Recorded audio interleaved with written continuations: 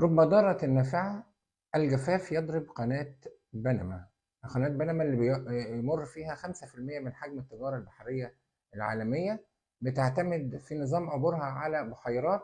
السفن بتدخل من المدخل الأمامي وتخرج من المدخل الخلفي.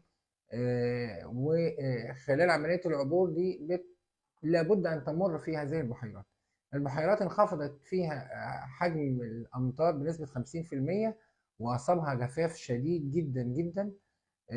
جعل من السفن صعوبة في عملية العبور. وقناة بنما الإدارة بتاعتها أعلنت في بيان إن يوم 29 مايو الجاري هتلجأ إلى تخفيض الحمولات الخاصة بالسفن خلال عملية العبور، بالإضافة إلى عدم السماح بالسفن اللي ذات غاطس 50 قدم بالعبور. ده معناه إيه؟ بكل اختصار معناه إن السفن دي هتتوجه إلى قناة السويس. قناة بنما بتربط بين المحيط الهادي والمحيط الأطلسي، وبتشهد حركة عبور كبيرة جدا طوال العام. الفريق أسامة ربيع أكد هذا الكلام في منتدى قطر البحري، وقال إن ده هيكون له تأثير إيجابي على حركة العبور في قناة السويس، وهيجذب هذه السفن وخاصة السفن العملاقة إلى قناة السويس. قناة السويس بتستوعب سفن الجيل الرابع والجيل الخامس اللي هي بتشيل أكتر من 250,000 طن. الفريق قال إن التوقعات بإيرادات العام الجاري 2023 متوقع من 8.8 مليار دولار، وده حجم ضخم جدا في الحقيقة في الإيرادات، حجم تاريخي. وإن كنت أنا يمكن قلت في حلقات سابقة إن التوقعات والتحليلات الخاصة بحجم الإيرادات وحركة النمو العالمي في الاقتصاد بتقول ان احتمال قناه السويس تصل الى 9 مليار دولار. احنا عموما منتظرين لسه في نهايه السنه الماليه يعلن ذلك، لكن عايز اقول ان قناه بنما والجفاف اللي اصابها ده يعتبر يعني خبر سار في الحقيقه للتجاره العابره بقناه السويس.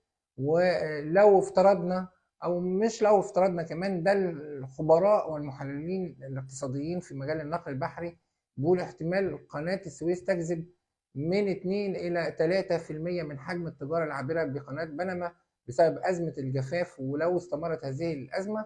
وده معناه إن حجم التجارة العابرة في قناة السويس يزيد من 12% إلى حوالي 15% من حجم التجارة العالمية. وده معناه تحقيق زيادة بقيمة الثلث تقريبا في إيرادات قناة السويس لو استمر هذا الجفاف. يعني ممكن نتحدث عن مبلغ 10 مليار دولار في السنوات القادمة لو استمر هذا الجفاف. طبعا احنا لا نتمنى في الحقيقة الضرر لأي بلد أو لأي قناة على الإطلاق، ولكن يمكن أنا كصحفي متخصص في قناة السويس شايف إن ده هيبقى له تأثير إيجابي، ويحقق مزيد من العملة الصعبة في ظل الأزمة اللي احنا بنعانيها في مصر من غياب الدولار أو نقص الدولار في الحقيقة في اقتصادنا الوطني. خلونا نشوف ونتابع هذا التطور المفاجئ في الحقيقة، واللي بيتابعوا كل الأوساط إعلامية في مجال النقل البحري، ونرصد أيضا أي زيادة مرتقبة في حركة العبور نتيجة هذا الجفاف الذي أصاب قناة بنما.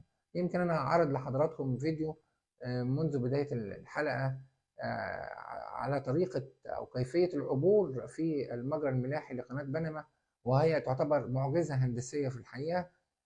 يمكن أنا شرحت في فيديو سابق كيفية عبور السفن في هذه القناة. أعتقد أن حضراتكم إن شاء الله هتشوفوه معانا في حلقات قادمة. بشكر حضراتكم، كنت معكم الصحفي هاني عبد الله.